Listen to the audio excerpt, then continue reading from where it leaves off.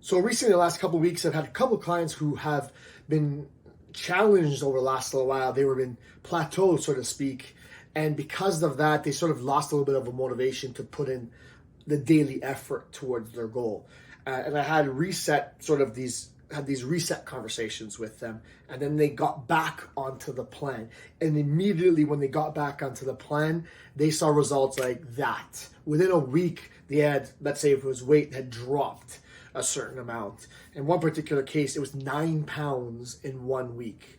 That's sort of how much it had gone off plan, let's say. And I knew right away that it was not to be expected that every week is going to be 9 pounds. Every week it was going to be a pound a day, 7 pounds, as the other example was.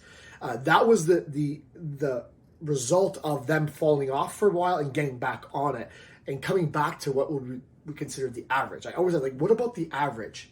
So it's 9 pounds this week, but what about the week before that, the week before that, week before? If the 9 weeks before that was 0 and this week is 9, the average is 1 pound per week, which still falls within what I would expect and request from people.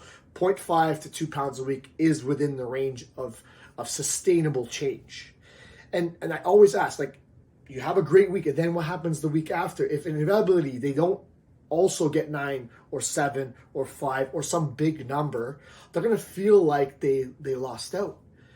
And then all of a sudden it's that whole cycle where they get frustrated, and then they don't do the things that were lining up to succeed in the first place. Sort of this snowball effect, right? And the question always remains, what about the average?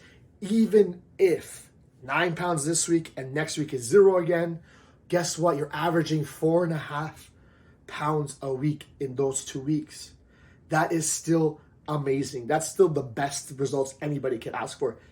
That's more than I would expect for sustainable change. So it's all about perspective. It's all about, as I've said, the trends.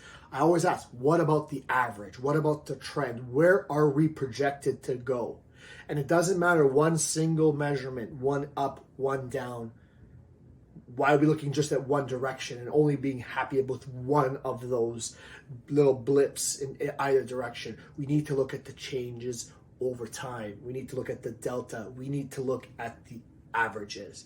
So there are going to be times where it's up and it's down. It's more and it's less.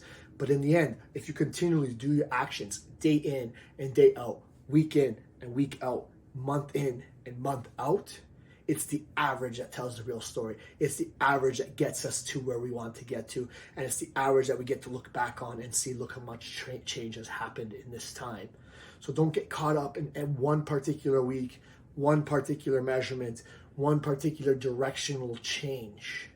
It's about the average. Ask yourself, what about the average? And don't set up unrealistic expectations about what the changes are going to be every week. 0.5 to 2 pounds a week is more than fine for sustainable change. Anything outside of that is most likely a one-off, an outlier, a very good week, let's call it.